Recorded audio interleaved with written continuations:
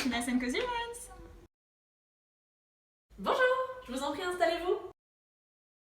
Ouais, je sais, je l'ai vu sur Combini. Ouais, attends, je suis en rendez-vous, là, je te rappelle. Ouais, attends, je te rappelle, allez, à toutes. Bonjour.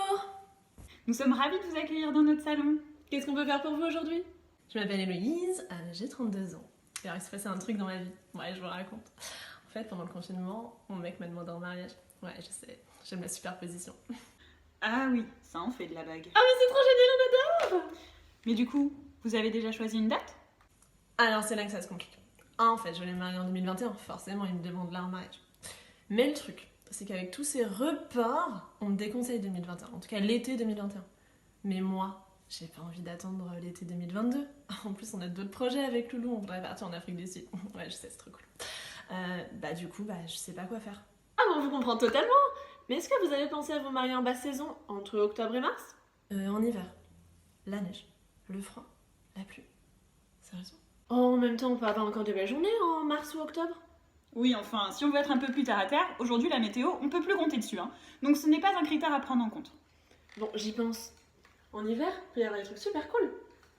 Un thème marqué, une déco originale et surtout une déco qu'on n'aura pas vue au mariage de Berthe l'année dernière. C'est vrai. Et puis, notamment, on peut trouver des prix plus attractifs en basse saison. Et oui, pensez aux lieux. Entre octobre et mars, en général, ils vont réduire leurs tarifs. Et ça, c'est bon pour le porte-monnaie.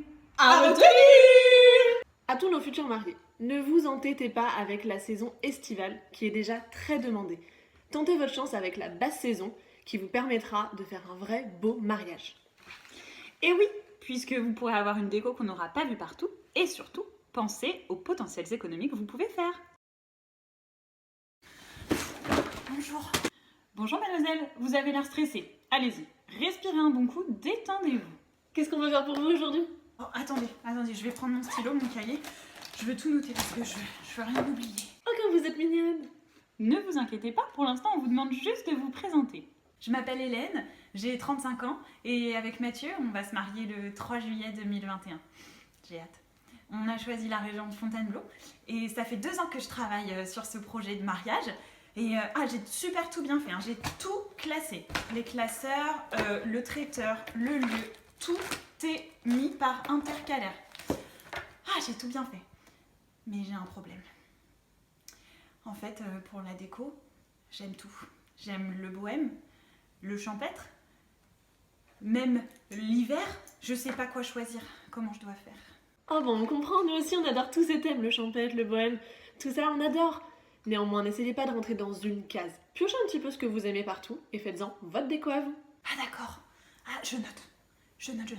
Par contre, gardez à l'esprit qu'avoir une certaine cohérence va vous amener un plus joli rendu. Donc, vous vous faites plaisir, mais vous gardez un fil rouge. Ah non mais j'ai vraiment besoin d'aide. Je vais pas y arriver toute seule. Pas de panique, super wedding planner arrive!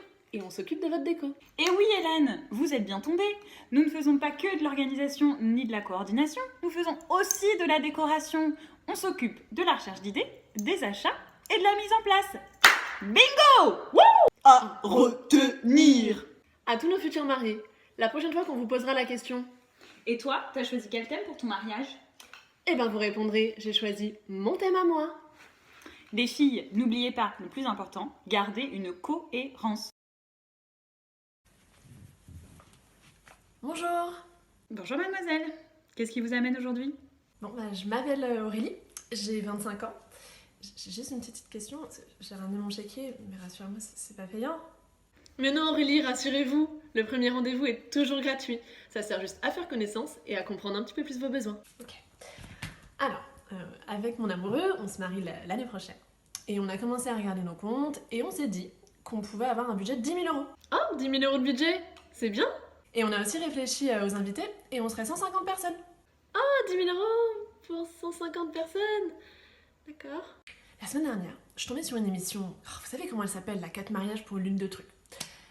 Et la nana, elle avait trop de trucs trop chouettes. Alors il y avait le château, le feu d'artifice, l'arrivée en hélicoptère, et j'ai eu une idée, le bar à caviar. Bon, moi j'aime pas ça, mais je me suis dit ça fait classe. Moi j'ai kiffé, j'en ai parlé à mon amoureux, il a adoré l'idée. Du coup, on s'est demandé si c'était possible d'avoir la même chose. Mais c'est une caméra cachée.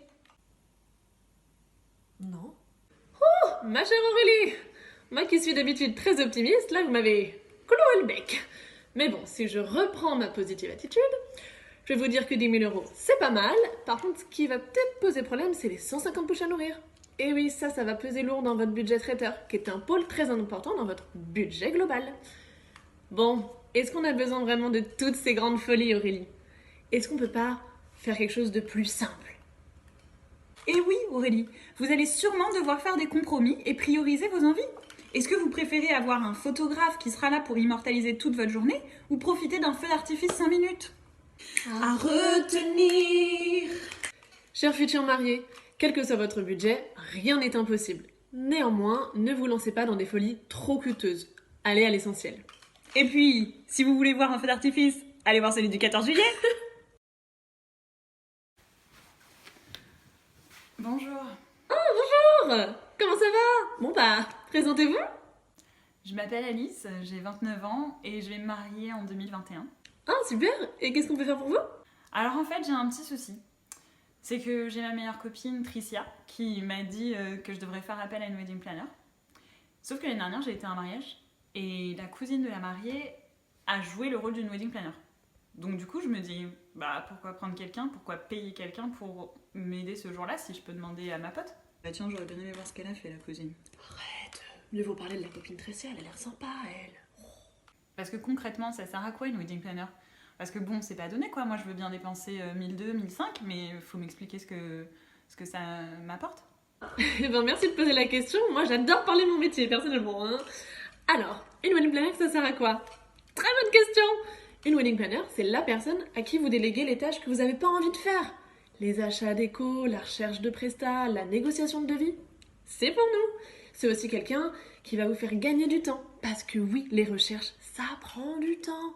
Et nous, c'est notre travail. Et ensuite, ça vous permet également d'enlever le stress. Adieu le stress. Chez nous, c'est zen, c'est détendu. Ça sert à ça une wedding planner, non? Et il ne faut pas oublier qu'un wedding planner, c'est un vrai professionnel de l'organisation. Ce n'est pas juste un passe-temps. On ne s'est pas réveillé un matin en se disant « Tiens, je vais être wedding planner ». On a travaillé dessus, on a de vraies compétences. Et le jour J, vous n'allez pas vous demander si votre cousine, elle va être en train de bien gérer le traiteur. Non, s'il y a un vrai problème, le wedding planner, c'est son travail, c'est son métier. Il va y aller à fond, il va tout donner pour que vous puissiez être tranquille. Vous avez demandé à la cousine ce qu'elle en avait pensé de son expérience? Je suis sûre qu'elle s'en souvient encore et qu'elle a pas kiffé. À retenir! À retenir! Petite future mariée. Un wedding planner, c'est un vrai professionnel avec de vraies compétences. Vous pouvez lui faire confiance. Un mariage, c'est une sacrée aventure. Si vous sentez que vous avez besoin d'accompagnement ou de conseils, n'hésitez pas à faire appel à un wedding planner, même pour le jour J. Bonjour, ravie de vous rencontrer. Bonjour, bienvenue dans notre salon. Oh punaise. Je suis vraiment désolée, j'ai qu'un quart d'heure avant ma prochaine réunion, mais je vais essayer de faire vite. Je cherche juste... Putain, je suis désolée. J'ai le doudou de mon fils. Bon, j'ai oublié mon carnet. Je suis vraiment désolée. Hier, Arthur a vraiment une très mauvaise nuit, mais promis, je suis concentrée.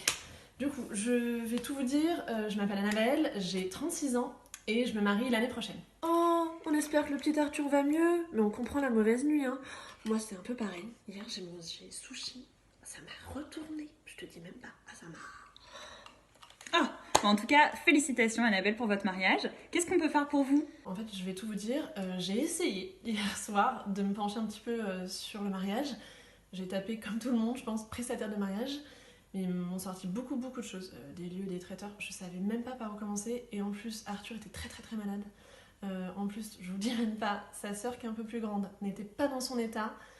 J'ai 2 enfants en bas âge. Je vous avouerai que là, je sais plus. Je sais plus.